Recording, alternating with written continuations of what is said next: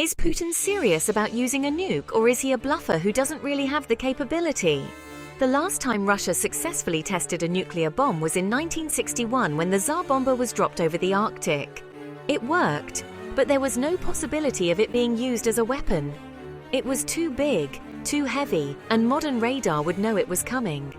The bomb was invented purely because US technology was steaming ahead of USSR, and Khrushchev at the time was enraged about Russia's lack of innovation.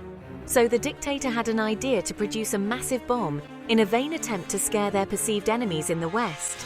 Its invention coincided with the election of John Kennedy, and what followed was the Cuban Missile Crisis.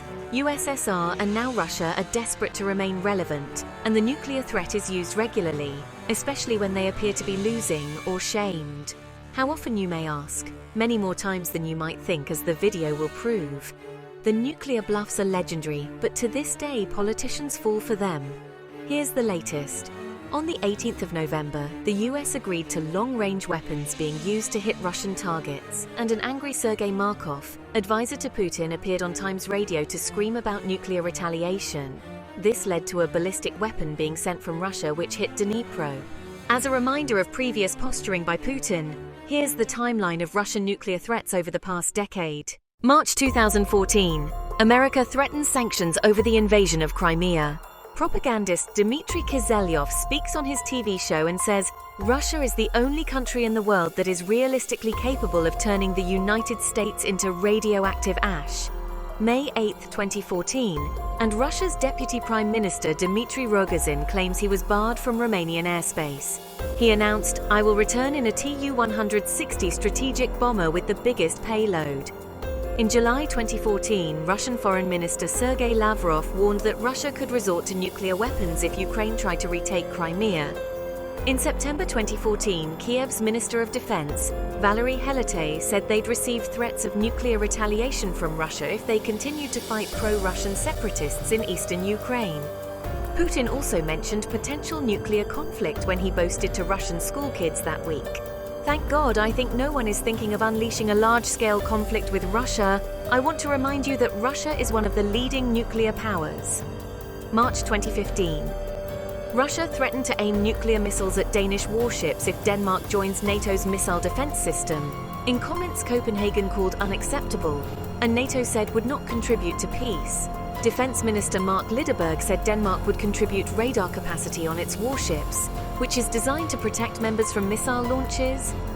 In May 2015, Russia planned to deploy nuclear-capable missiles in Kaliningrad near Poland's border and threatened to move nuclear forces to Crimea.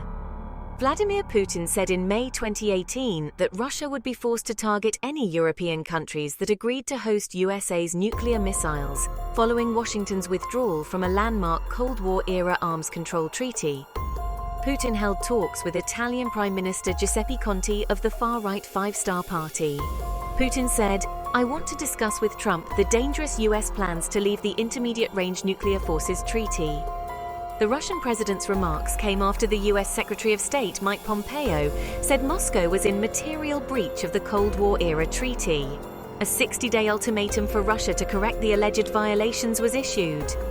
Otherwise, the US would quit the 1987 accord, considered an historic milestone in reducing the threat of a nuclear war in Europe. December 2018. Putin held his annual question time and said the whole of civilization could collapse, and maybe even the planet, further to Trump's threat to withdraw from the Intermediate Missile Treaty. In February 2019, Putin threatened nuking Washington after President Trump said that he'd withdraw from the long-standing Intermediate-Range Nuclear Forces Treaty, citing Russia cheating on the deal for years by building and fielding the banned weapons. Russia denied its violation of the deal. Putin ironically warned US policymakers, saying, some were obsessed with US exceptionalism. Putin rambled on. Russia will be forced to create and deploy types of weapons in respect of those territories where the centers of decision-making are located, meaning Washington, D.C.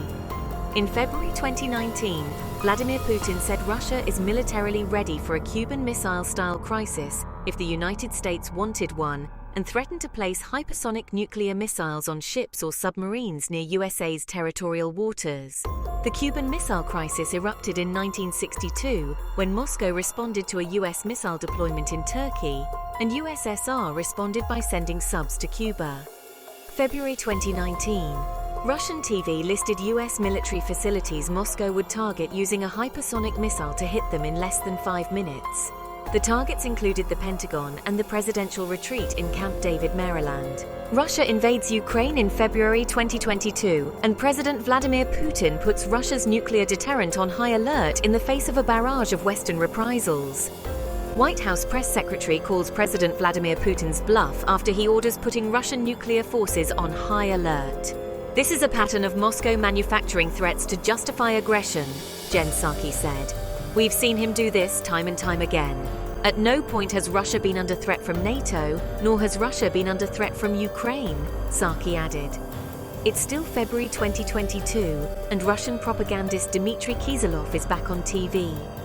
Our submarines are capable of launching over 500 nuclear warheads, which guarantees the destruction of the US and all NATO countries.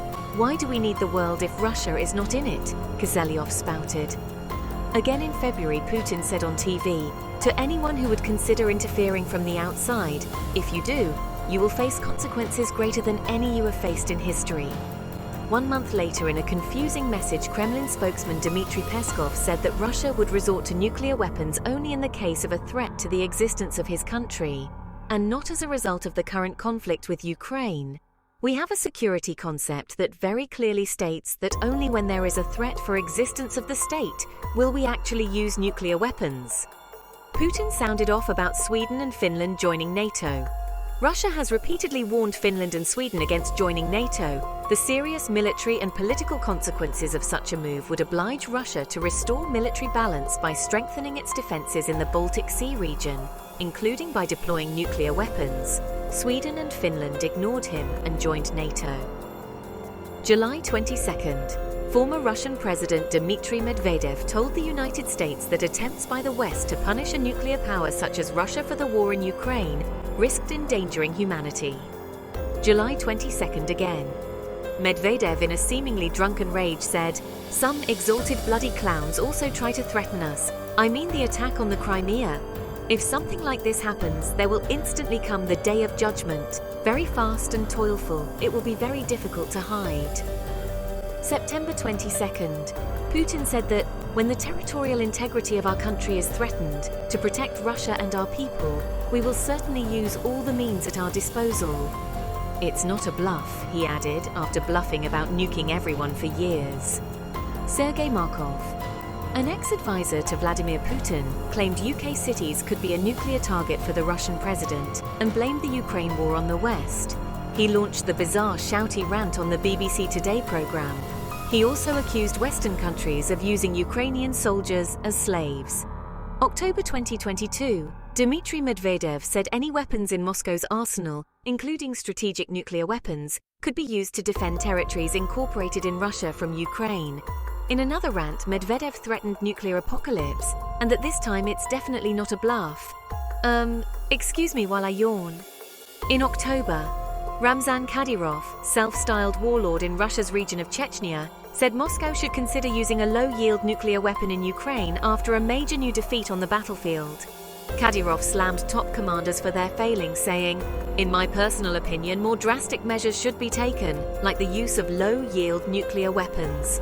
October 22nd, Evgeny Fedorov of the Russian State Duma quite fancied bombing Nevada for a change.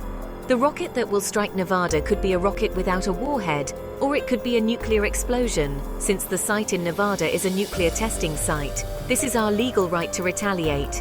If Ukraine is admitted into the US-led NATO military alliance, then the conflict in Ukraine would be guaranteed to escalate into World War III. He doesn't seem aware that the area hasn't been used for tests since 1992. Oh dear. October 22nd, if Ukraine is admitted into the US-led NATO military alliance, then it would be guaranteed to escalate into World War III, a Russian Security Council official was quoted as saying. November 22nd, Defense Minister Sergei Shoigu said facilities were being built to accommodate new missile systems.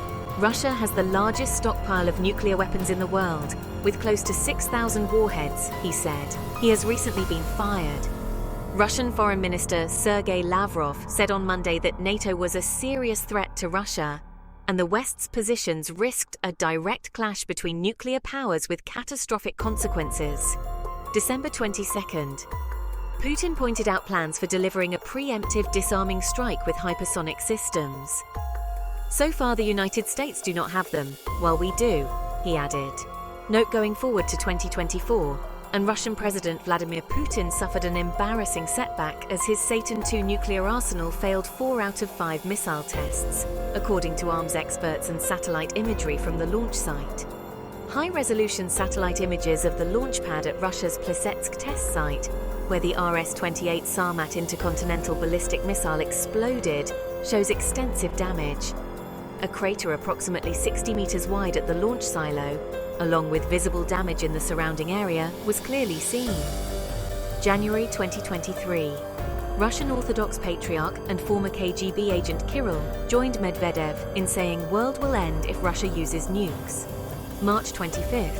Russia will station tactical nuclear weapons in Belarus, President Vladimir Putin said, sending a warning to NATO over military support for Ukraine and attempting to escalate a standoff with the West. March 27th. Kremlin super hardliner Nikolai Patrushkev, considered a mastermind of the Ukraine invasion, warned that Russia has the weapons to destroy any enemy, including the United States. Washington is underestimating Moscow's nuclear might, he moaned. April 25th. Risks of a direct military confrontation between the two nuclear powers, Russia and the United States, are steadily growing according to Vladimir Yermakov, the Foreign Ministry's head of nuclear non-proliferation. He told the Russian state news agency that Washington is escalating the risks through its conduct with Moscow. June 21st. Aggressive policies by the United States and NATO could result in a direct clash between nuclear powers, Russian Foreign Ministry spokeswoman Maria Zakharova said. June again, and Putin's mentor and far-right thinker Sergei Karapanov predicts there is no choice left but for nuclear apocalypse. The nuclear bombing enthusiast Sergei decried the decadence and corruption of the West while wearing the best silk Italian suits, ties with matching handkerchief and a Swiss watch at all times. He has his standards. July 13th. Ukraine is exploiting F-16 fighter jets capable of carrying nuclear weapons, viewed by Russia as a Western threat in the nuclear sphere, Russian Foreign Minister Sergei Lavrov said. The United States plans to transfer F-16 fighter jets to the Kiev regime, and we have informed the nuclear powers, the United States, Britain and France, that Russia cannot ignore the ability of these aircraft to carry nuclear weapons. October 5th. Russia's retaliatory strike following a nuclear attack by a potential aggressor will leave the enemy with no chances of survival, Russian President Vladimir Putin said at Valdai. October 23rd. It seems that one can offer condolences to the Israelis, but not to the Palestinians, and there should be no pity for them. Children, women, the elderly are just consumables, Medvedev said with faux sympathy, while Russia targets civilians in Ukraine daily. The use of weapons of all types may soon escalate to nuclear arms, he threatened. October 30th, and Russian Defense Minister Sergei Shoigu bored everyone with the same old threats at the 10th Xiangshan Security Forum. November 16th. Russia showed off by loading an intercontinental ballistic missile equipped with the nuclear-capable Avangard hypersonic glide vehicle into a launch silo in southern Russia. January 11, 2024. Medvedev warned that any Ukrainian attacks on missile launch sites inside Russia with arms supplied by the United States and its allies would risk a nuclear response from Moscow. Medvedev again threatened to nuke the US, the UK, Germany and Ukraine. He has repeatedly threatened to use nuclear weapons, but the threats have so far failed to materialize. His critics say that his statements are bluff rather than Russia's genuine plans and are intended to scare the West into making concessions. Medvedev plays the role of the late politician Vladimir Zhirinovsky, who was also famous for his misogynistic nationalist buffoonery. He too wanted to nuke countries such as Japan and cause a tidal wave to destroy the UK. He championed Saddam Hussein in Iraq as a democratic example. His antics in Russia must be missed since he died of COVID. The Kremlin has drawn up plans for the use of tactical nuclear weapons in the event of an invasion by enemies, including China, leaked military files reveal in the Financial Times. The 29 files outline potential conditions for the use of nuclear weapons to achieve an array of offensive goals. China also has similar plans for Russia. April 24th, and Putin said Ukraine had crossed a red line by hitting a radar system. The attack may have met one of the conditions determining the possibility of the Russian Federation using nuclear weapons, as set out by the 2020 presidential decree. Kovalkino is in the Mordovia Republic, some 360 miles from the Ukrainian border.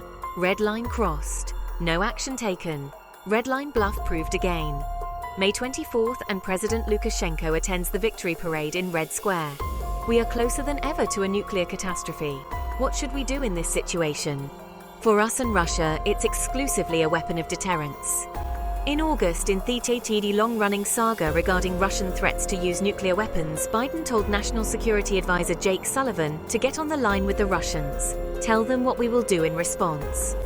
The American president also reportedly contacted Putin directly in a message and warned of catastrophic consequences if Russia used nuclear weapons.